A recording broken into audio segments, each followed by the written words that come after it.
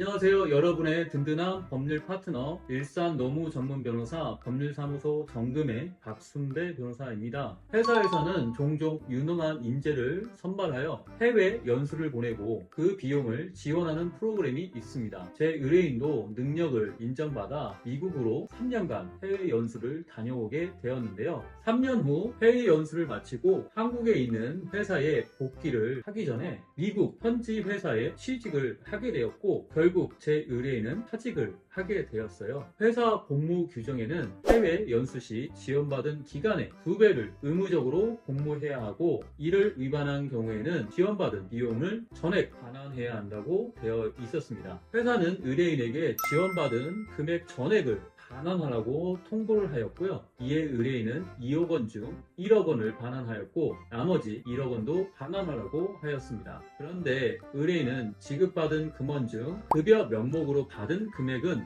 반환할 의무가 없음을 알게 되었어요. 회사로부터 받은 돈 2억 원 중 급여 명목으로 받은 금액은 1억 2천만 원이고 나머지 8천만 원이 해외 체류비이기 때문에 8천만 원만 반환하면 되었는데 2천만 원을 법률상 의무 없이 반환한 것이었기에 이를 돌려달라고 요구하게 되었습니다. 회사는 이러한 요구를 거절하고 오히려 나머지 1억 원도 돌려달라고 하였어요. 의뢰인은 회사를 상대로 2천만 원을 달라는 부당이득금 공소 청구를 하였고요. 회사는 의뢰인을 상대로 1억 원을 반환할 의무가 있다며 약정금 단수 청구를 제기하였습니다. 이러한 경우 의뢰인은 회사를 상대로 2천만 원을 돌려받을 수 있었을까요?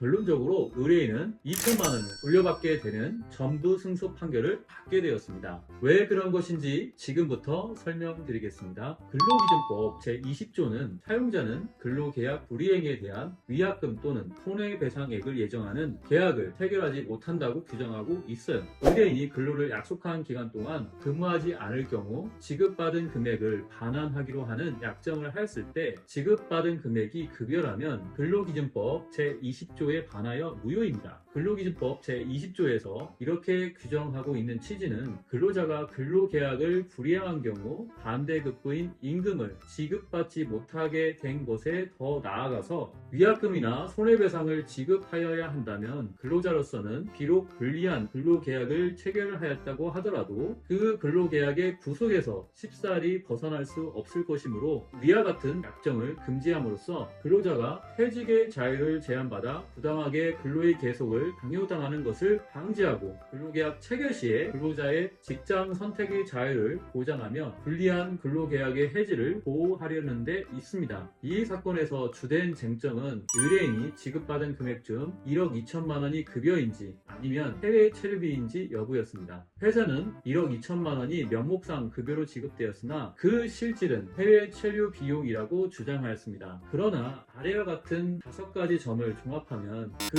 1억 2천만 원은 급여라고 보기 타당한데요. 첫째, 회사가 지원하는 해외 대학원 위탁교육 프로그램은 여러 명의 심사를 거쳐 의뢰인을 선발하였고 의뢰인이 교육 목적을 현저히 일탈하였거나 질병 등 부득이한 사고로 인하여 교육을 계속할 수 없게 된 경우 복귀를 명할 수도 있으므로 이 사건 교육 과정이 의뢰인의 전적인 이익을 위한 것이라거나 의뢰인이 이 사건 연수 기간 동안 회사의 관리 감독을 전혀 받지 않았다고 볼 수 없습니다. 둘째, 의뢰인은 교육훈련 후에 그 회사에 그 결과를 보고하여야 하고 교육 담당 부서장은 교육훈련 결과를 평가하며 그 평가를 인사관리에 반영하여야 하므로 그 교육훈련 과정에 근로로서의 성질이 전혀 없다고 볼 수 없습니다. 셋째, 자비로 하는 국내외 연수를 위해 휴직하는 경우 보수를 지급하지 않는다고 규정하고 있는데 해외 연수 2년간은 급여를 받았고 해외 연수 1년간은 휴직 처리를 하고 급여를 받지 않았습니다. 넷째, 회사는 의뢰인에게 인건비 예산으로 급여 지급일인 매월 11일 급여를 지급하였고 위탁교육 기간 동안 지급된 급여 일체는 급여로 따로 분류하여 기재하였습니다. 따라서 회사는 이 사건 소송이 제기되기 전까지 이 사건 급여를 급여로 취급하였다고 볼 수 있습니다. 다섯째, 급여의 경우 의뢰인이 해외에 체류하는 데에 실제로 드는 비용이 얼마인지 고려하지 않은 채 때 보수 규정에 따라 산정된 기본 연봉과 성과 연봉을 지급하였습니다. 해외 연수 중 급여인지 아니면 체류비인지 여부가 쟁점이 되는 경우 제가 말씀드린 사례 꼭 살펴보시고 자기 사안이 어떠한지 가늠해 보시기 바라며, 혹시 이와 비슷한 문제로 어려움을 겪고 계시다면 저희 정금으로 문의 주시기 바랍니다. 구독과 좋아요, 알림 설정을 꾹꾹 눌러주시면 더 많은 법률 정보를 받아보실 수 있습니다. 지금까지 30분 내외의 상담으로 친절하게 정확한 솔루션을 제공하는 박순배 변호사였습니다. 감사합니다.